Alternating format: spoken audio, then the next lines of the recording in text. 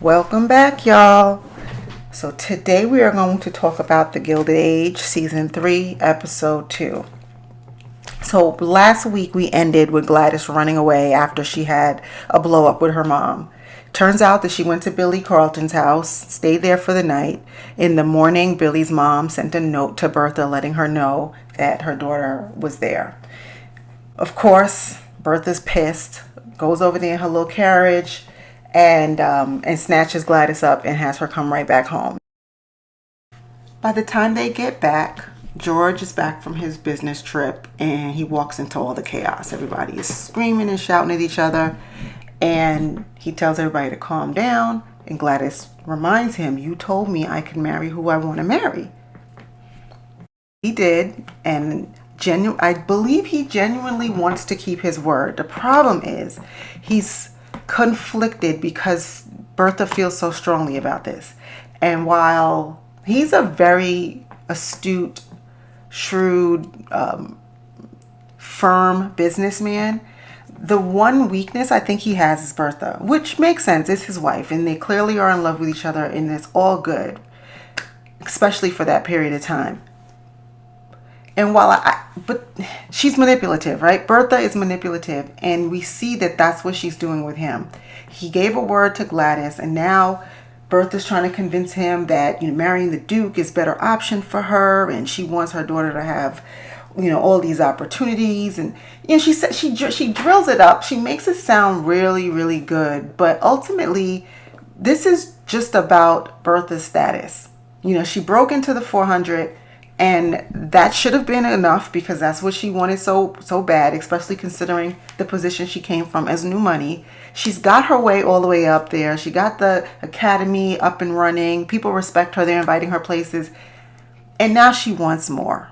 She wants her daughter to marry a duke so her daughter could be a duchess, and so she'll be royal, and, for whatever that's worth. And I don't even think Bertha realizes it, because the duke, like other royals at that time, who were having financial issues, they recognized that there were young women in New York, or people in New York, who still thought highly of royalty, whether or not they had any resources or not. The title was enough. And so they leveraged that, and they married these women, got the dowry, got the money that they need, the family got the title, and it seems like it's a win-win for everybody. But this doesn't have to be Gladys's story. There are a lot of other young men, quality men that Bertha could accept, but she just wants everything. She's just doing way too much. And so this is what's causing a problem for George, because he loves his wife and she knows how to work him, and he's starting to teeter a little bit. Gladys is in love with Billy, and Billy was patient. He saw it in the newspaper that allegedly she was supposed to be engaged to the Duke. And we do know that Bertha is the one who slipped that into the newspaper. She wanted to act all innocent. And I know that George saw through her when she told him that she didn't do that. He knows his wife, so he saw through her. So I was glad, because we're starting to see a little bit of George giving Gladys the side eye, as he should. So anyway, she wants to marry Billy. Bertha's blocking. At one point, they agree that he's going to go and he's going to ask George for her hand. And they go to the event, and the young man can't muster up the courage to ask him. And George does nothing to encourage him, just kind of lets the boy flounder there. And the mother also had another conversation with Bertha, in which Bertha was downright rude and disrespectful. And it's just like, "I'm not telling you again. This marriage is not going to happen." I like the way that Billy's mom had a nice little clap back for her. She said, "My great-grandfather signed the Declaration of Independence. Like, what were your people doing then?" And it was shady and it was elitist, but Bertha deserved it. However, Bertha was not fazed at all. You saw she didn't flinch, nothing. Like, that kind of statement would have hurt her feelings in season 1. But you see who she is now. She doesn't care. She's resolute in her plans, and she doesn't care who she insults on her way up. So between Bertha telling Billy's mother all these things and George giving him a flat line when he approached him, Billy has a conversation with his mom, and the mom's like, "Just let it go. she's not, you don't want that. They're not good people. You deserve better. And it's just not going to work. And finally it sinks in with him, and he tells Gladys he can't do it, that he's not strong enough for her, and he's tired. When he said he was tired, that really resonated with me, because it was such a good description of what he's going through. It should not be this hard to court the woman that you love, or to propose to her, a man of his means in that time. He came from a really good family. His family had money. There's no reason in the world why he shouldn't have been a good fit for Gladys, other than the fact that Bertha is extremely ambitious and she wants more. So, given all of this, Billy's like, I'm out. Like, I'm not doing this anymore. And I think, I was happy that his mom told him that, because if she hadn't, he might have still kind of floundered a little bit. But, he got the message, and he steps out. When he has that conversation with Gladys, though, my heart broke, because I could see the pain in her. And when he said to her, please don't hate me, and she's like, how can I hate you, and I still love you? That was hard to watch. I feel extremely bad for her. Now, while she's a young woman who's growing up with privilege, and a lot of people would, especially at that time, would have loved, even at this time, would love to switch places with her, given everything that she has. What she truly wants and deserves is the freedom of choice, and she doesn't have that, even as an adult. And it's unfortunate, because she seems like she's a nice young lady. And the irony is that Bertha thinks she's doing all this because she loves her, and she's actually doing the worst thing she can actually do to her, by potentially putting her into a loveless marriage. Also in this episode, we pick back up with Peggy. We know she was sick at the end of the last episode. Agnes called the doctor, who refused to see her because she was colored. Eventually they called her parents, and then her parents called a black doctor who obviously would treat her, and that doctor came to the house. So we have a little Dr. McHattie here. He's attractive, and he's obviously accomplished, and he seems like a nice person. And he likes her. You could tell that the two of them are attracted to each other, and that there's some potential there. I'm happy for Peggy. I hope that this, can turn into something, because her last two situations did not end well. But I think that this episode is where, as it relates to Peggy, is more so about her parents, and particularly her father's conversation with Agnes. I thought this was one of the most interesting parts of the episode. In the Gilded Age, race relations don't really come up, right? Especially since it seems like the most black people that they show in the show are like Peggy. They're the black elite, and they live in their own world in Brooklyn, and there's a little bit of interaction, but for the most part the societies are separate. So we're not seeing a lot of the dynamics, although we know what they would be, or what they were in the late 1800s. But the thing that I found really interesting was, first, when her parents came to the house, Peggy's mom was ready to go around the side through the servant's entrance, and her father was like, nope, we're going through the front door. And she's like, she was very hesitant about it. And her father is a very proud man, as he should be. Not only was he a slave, so he was free during the emancipation. He made his way up north. He became an apprentice. He eventually became a pharmacist, owns his own store. And so he is truly a self-made man, and has a lot to be proud of. And he also has a different perspective than, say, his wife, who was born free, in that for the majority of his life, his interactions with white people have been negative. And in many ways, they may still be, but not to the extent that they were when he was owned like a piece of property. So you can understand, it's very understandable how he is easily triggered by the presence of white folks. He doesn't trust them. He has misgivings about Peggy even being at their house. He doesn't want his daughter to be mistreated. He wants to keep her safe. He's a protective dad baseline. And then there's also, there's also the slavery piece, which is significant. So he doesn't trust her. And, he makes a point of going through the front door, because he's not going to be treated like a second-class citizen.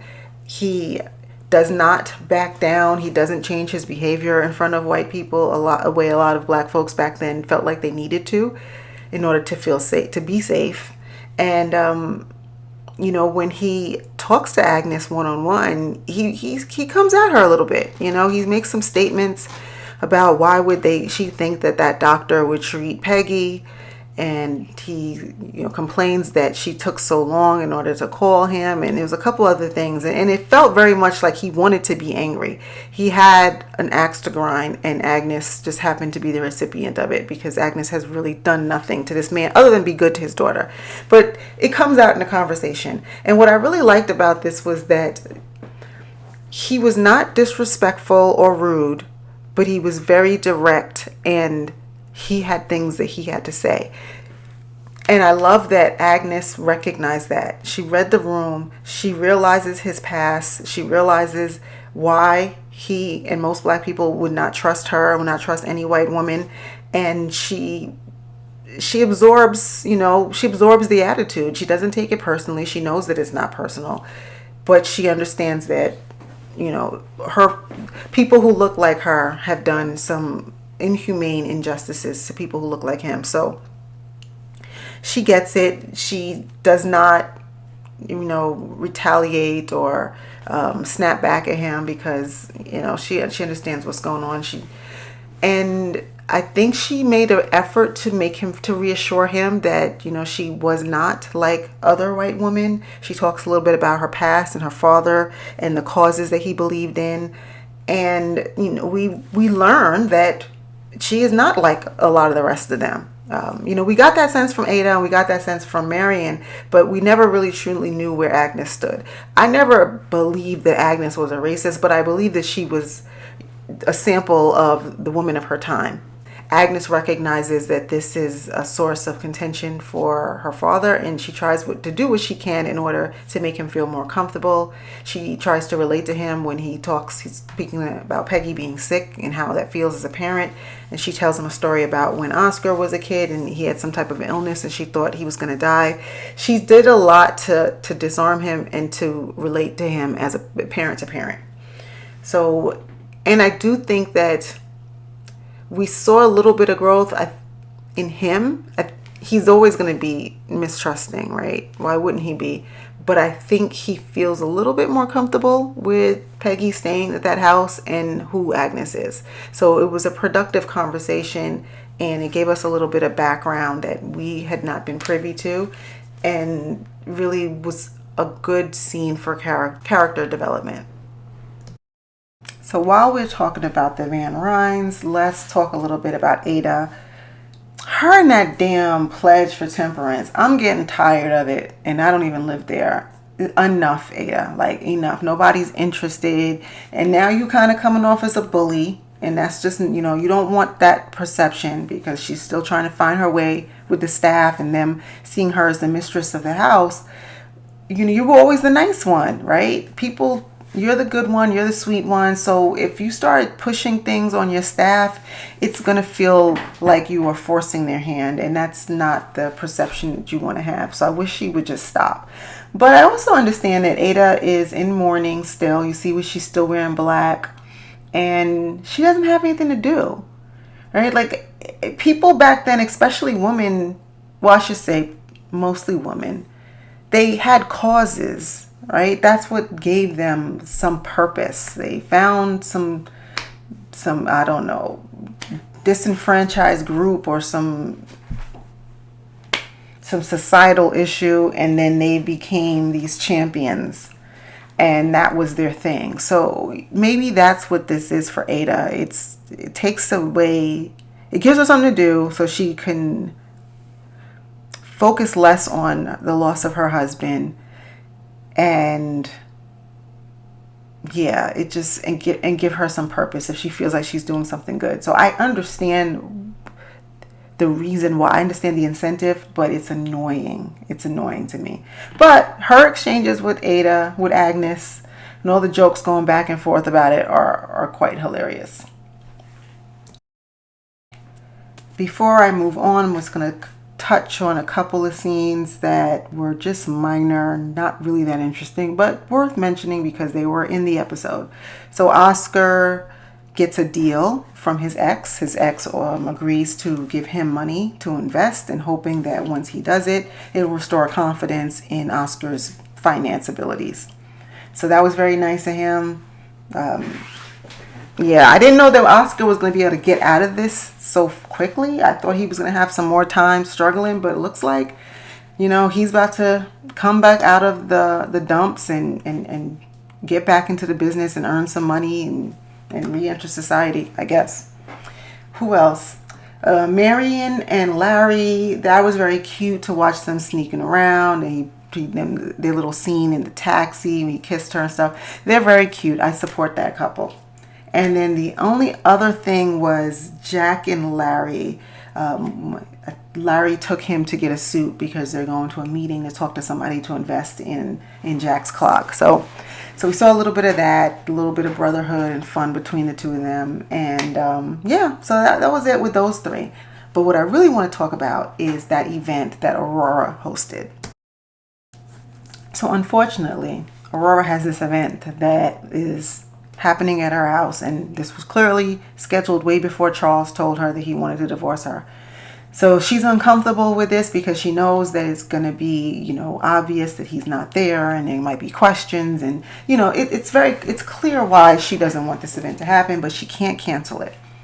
So what this event also does is it put all the characters in one room, and I love when they do that because you have all these separate storylines going on, and once you get them in the room together and watch the dynamics, is so cool. And then you can see all the costumes and how the women are dressed, and anyway, so that's why I really like this scene, because I love the side conversations that were going on all over the place, and observing all the complex dynamics within this group. So anyway, Aurora is hosting this event, and before the event, she tells Agnes and Ada that she's feeling anxious about this, and Agnes is her aunt. So she says, Aunt Agnes, I don't know, I should cancel it. And Agnes tells her no. She's like, you tell him that he doesn't feel well, or he's not, he's sick, and that's it. Just move on to the next thing, right? So she does. And she has the party, everybody's moving around, and it's going well until Mrs. Astor comes around. Now Mrs. Astor is something else. Like, this is why her and Bertha, they clash heads the first 2 seasons, but they really should just be friends because they're two of the same. They're just both nasty ladies. But anyway, so Mrs. Astor realizes that he's not there, and she's poking the bear, essentially saying, well, where is he? She's like, oh, well, he doesn't feel well. She's like, oh, okay, as if she doesn't believe her. And then when this bastard has the audacity to traipse into his marital home with his side piece in front of all of their people, Lord have mercy. I thought it was bad enough that he wasn't there, that was terrible. I felt my heart, Gladys first, and now Aurora. My heart breaks for these women. Like, that was so cold. Why? I just don't understand why he's being so cold about this. I understand, hey, you fell in love with somebody else. Fine. Not good, but fine. But why would you be so mean to your wife? Like, she's done nothing to you. Unless there's something we don't know. I mean, it's wild. It's wild how cold he is. And now it looks like he's trying to embarrass her. I mean, he already knows that she's going to be exiled from the society if they get divorced. But he doesn't care about that. All right. But now you're actually going to just throw it in her face in her home? That was bad. That was really, really bad. So anyway, then he comes in after Aurora done told people he wasn't feeling well. He traipses in there, and then Mrs. Astor goes in for the kill. She's like, oh, it's interesting. Well, there your husband is, and he's with whatever his side piece name is.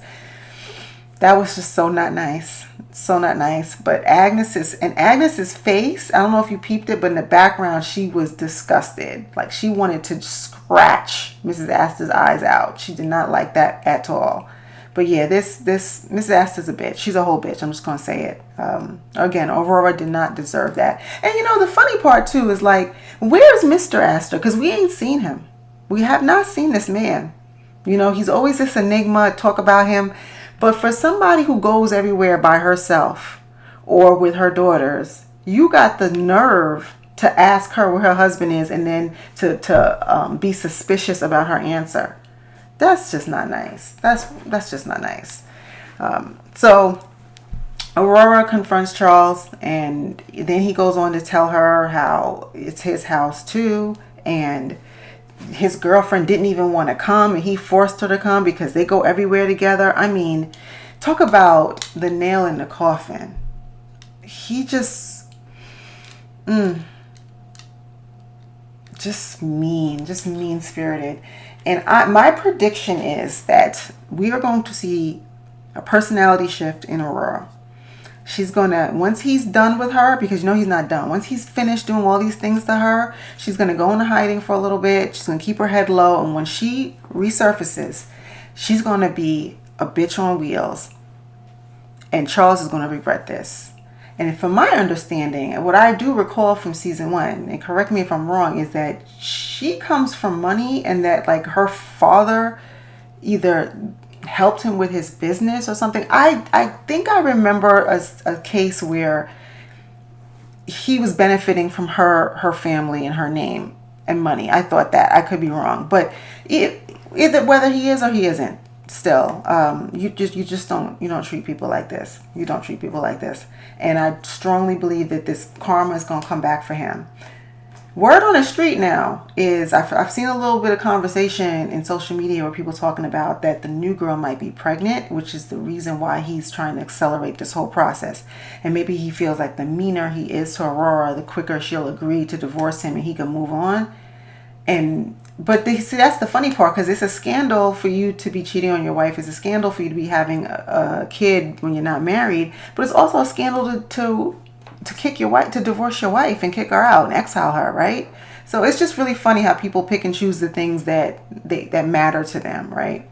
But anyway, at one point, Agnes grabs Aurora, was like, come on, let's go. And Charles is like, Aunt Agnes, why don't you talk to her? She's like, I am not your aunt anymore. I love it. She's like, I am not your aunt. Like, you can tell when you mess with Agnes, somebody she loves and she cares about, you see the claws come out. And I love it. I love it. So I'm curious to see if this is going to impact Mrs. Astor's relationship with Agnes. I wonder if she's going to say anything or clap back some kind of way because she was so mean to her niece.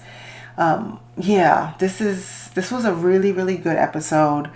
And next week looks like it's going to be equally exciting. And I'm also hyped because I saw Felicia Rashad in a clip. I did not know that she was going to be on the show this season. And so I'm assuming it's something to do with Peggy's storyline. But this is going to be, I love her. I love this for her. It just fits her so well. And yeah, I'm happy. This is a really, really good addition to the cast. But that's it. That's all I have. I will be back next week to review episode 3. So let me know what you thought about this episode. What are you predicting for the future? And we'll talk about it again next week.